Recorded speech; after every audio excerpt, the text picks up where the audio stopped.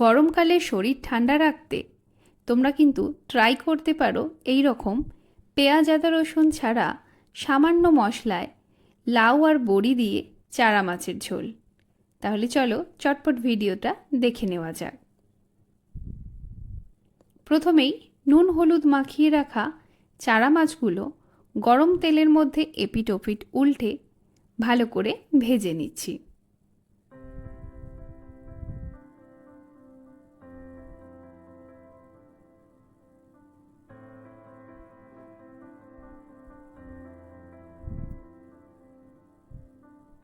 মাছগুলো তুলে নিয়ে এইবার এই তেলের মধ্যেই দিয়ে দিচ্ছি বেশ কয়েকটা বড়ি।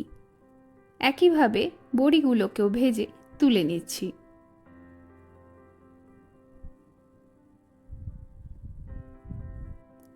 দুটো শুকনো লঙ্কা, দুটো তেজপাতা আর হাফ চামচ কালো জিরে ফোড়ন দিয়ে এর মধ্যে দিয়ে দিচ্ছি লম্বা লম্বা টুকরো করে কেটে রাখা দুটো মিডিয়াম সাইজের আলু।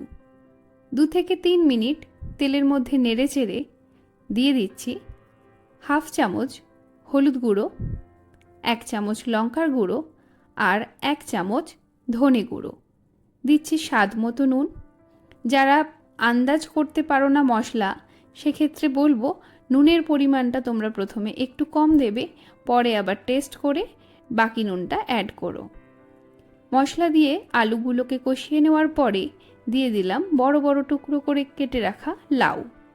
এবার সব কিছু 2 মিনিট নেড়ে চেড়ে দিয়ে দিচ্ছি একটা বড় সাইজের টমেটো। 4 থেকে 5 মিনিট সব কষিয়ে নিয়ে এইবার লো ফ্লেমে 5 থেকে 7 মিনিটের জন্য ঢাকা দিয়ে রান্না করব। দেখতেই পাচ্ছ সবজিগুলো বেশ নরম হয়ে এসেছে।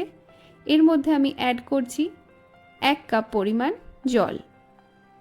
আবারও 10 মিনিটের জন্য এটাকে ঢাকা দিয়ে মিডিয়াম ফ্লেমে রান্না করব।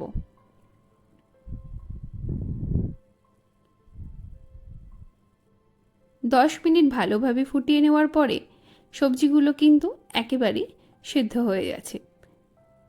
এইবার এখানে আরও হাফ কাপ মতো জল অ্যাড করে দিয়ে দিচ্ছি ভেজে রাখা মাছগুলো।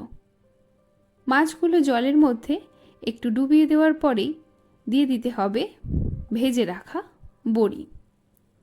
যারা চ্যানেলটা এখনও সাবস্ক্রাইব করোনি তাদের কাছে রিকোয়েস্ট করব চ্যানেলটা সাবস্ক্রাইব করে বেল আইকনটা প্রেস করে দিও, তাহলে আমার চ্যানেলে আসা সমস্ত ভিডিওর নোটিফিকেশান সবার আগে তোমরা পেয়ে যাবে। ওপর থেকে ছড়িয়ে দিলাম ধনেপাতা। এইবার সব কিছু ভালো করে মিশিয়ে প্রয়োজন পড়লে সামান্য একটু জল অ্যাড করে 8 থেকে 10 মিনিট হাই ফ্লেমে ফুটিয়ে নিতে হবে। ঝোলটা সামান্য গাঢ় হলেই কিন্তু এই রেসিপিটা আমাদের একেবারেই রেডি। তো দেখতেই পাচ্ছ এখানে কিন্তু ঝোলটা একটু গাঢ় হয়ে এসেছে। এবার গ্যাসের ফ্লেমটা অফ করে 10 মিনিট ঢাকা দিয়ে দিলেই হয়ে যাবে এই রকম একটা সুস্বাদু রেসিপি রেডি। তাহলে ভিডিওটা কেমন লাগলো সেটা কিন্তু অবশ্যই কমেন্ট করে জানিও। আর রেসিপিটা ভালো লাগলে অবশ্যই লাইক, কমেন্ট আর শেয়ার করতে ভুলো না। দেখা হচ্ছে তোমাদের সাথে পরবর্তী ভিডিওয়ে। ততক্ষণ সবাই ভালো থেকো, সুস্থ থেকো।